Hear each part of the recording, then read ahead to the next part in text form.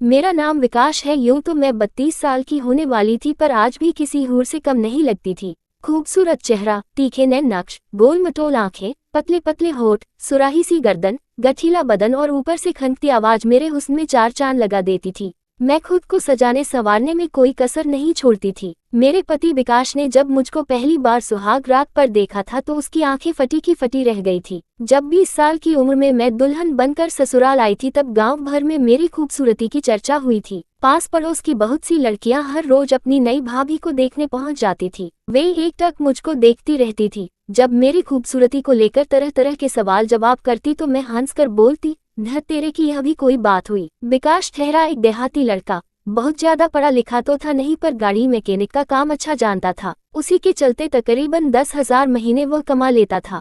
काम करने वह पास के एक कस्बे में जाता था। शाम ढले दाल सब्जी और गृहस्थी का सामान लेकर लौटता था। मैं सज सवर कर उसका इंतजार कर रही होती थी।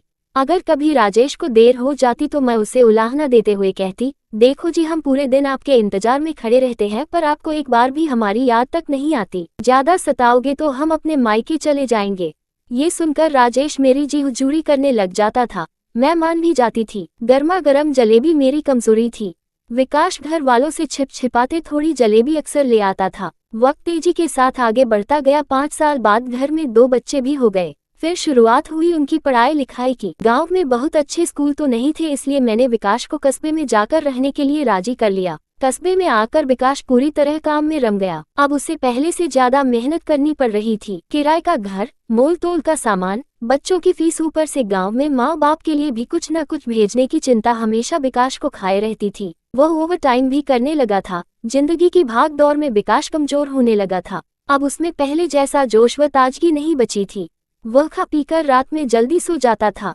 उसके पास मेरी तारीफ करने के लिए न तो शब्द बचे थे और न ही समय बचा था। उन्हीं दिनों राजेश का दूर का रिश्ते का एक भाई संदीप काम की तलाश में उसके पास आया। वह एक कंपनी में नौकरी करने लगा। मेरे पास वाला ही कमरा किराए पर ले लिया। संदीप की ड्यूटी ज्यादातर रात में ही होती थी। वह आधे दिन आराम करता और बाकी दिन में अपने छोटे मोटे काम निपटा लेता। मुझसे उसकी पटरी खूब बैठती थी। खाली समय में हम दोनों खूब हंसी मजाक करते थे। संदीप मेरी तारीफ के पुल बांधता तो मैं मुंह में आंचल भरकर हंस देती थी। संदीप मेरी मस्त हंसी में कहीं खो जाता था। संदीप की अभी शादी नहीं हुई थी। वह मेरे चुलबुलेपन, रूप रंग और मदमस्त अदाओं का दीवाना हो चला था। मैं भी उसे छेड़ने का कोई मौका जाने नहीं देती थी। एक दिन मैं संदीप से बोली थी, गाँव कब जाओगे? क्यों, आपके लिए कुछ लाना है? हाँ, लाना तो है एक देवरानी। संदीप इस पर कुछ छेप सा गया था। इधर बच्चों के स्कूल में छुट्टियां हो गई थी। मेरा भाई सोहन शहर घूमने आया था। वापस जाते समय वह अपने साथ दोनों बच्चों को भी ले गया। नानी के घर के क्या कहने, जाना तो मैं भी चाहती थी, मगर राजेश के ख्याल ने मुझे रोक दिया था। उसके खाने पीने कपड़े धोने की चिंता बनी हुई थी। राजेश सुबह 8 बजे अपना खाना लेकर घर से निकल जाता था और देर शाम 9 बजे तक ही घर लौटता था। संदीप की रविवार को छुट्टी होती थी। एक दिन वह आराम से दोपहर के 2 बजे तक सोकर उठा, चाय बनाकर पी। बर्तनों की खटपट की आवाज सुनकर मैंने पुकारा, अरे संदीप, थोड़ा आना तो। आया भाभी, कहकर संदीप दौड़ा दौड़ा मेरे कमरे में आ गया। मैं अधे मुंह बिस्तर पर लेटी हुई थी। क्या हुआ? ज्यादा कुछ नहीं, थोड़ा सिर दर्द है, दुकान से दवा ला दो। संदीप पास की केमिस्ट की दुकान से सिरदर्द की गोली ले आया। संदीप ने मुझको गोली थमा दी और पानी का गिलास भी भर कर ले आया। संदीप, तुम कितना ध्यान रखते हो हमारा, मैंने चेहरे पर मुस्कान लाते हुए कहा। अभी आप कहो तो थोड़ा सिर भी दबा दूं? संदीप ने अपनेपन में कहा। मैंने हाँ में गर्दन हिला दी। संदीप मेरे सिरहाने एक कुर्सी पर बैठ गया। उसकी जादुई उंगलियां मेरे माथे पर थिरकने लगी। दवा के असर और संदीप की सेवा से मेरे माथे का दर्द तो बंद हो गया, मगर बदन में एक झुरझुरी सी दौड़ गई।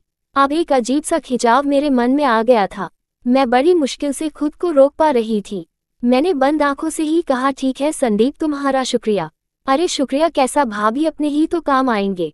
जब से यहाँ आया हूँ मेरे सिर में आज तक किसी ने मालिश नहीं की है, आप कर सकती हो क्या? मैं सोच में पड़ गई कि आखिर आज संदीप चाहता क्या है। बड़ी मुश्किल से मैं खुद को रोक पाई थी। फिर आग पानी का मिलन क्या करेगा, मना भी नहीं कर सकती। मैंने खुद को वक्त के हवाले कर दिया। मेरी पतली लंबी उंगली संदीप के सिर में हलचल मचा रही थी।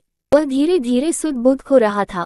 उसने मेरी गोल मटोल हथेली को पकड़कर चूम लिया। मैंने अपना हाथ खींचते हुए कहा, यह क्या है संदीप? यह मेरा शुक्रिया है भाभी।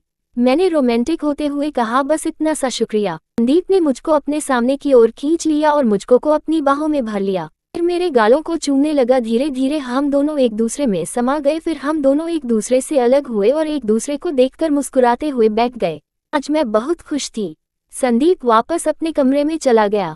अब तो ये सिलसिला रोज चलने लगा। विकास सुबह काम पर चला जाता, फिर हम दोनों एक दूसरे के साथ खूब मजे करते। संदीप का प्यार पाकर मैं भी अब संतुष्ट थी।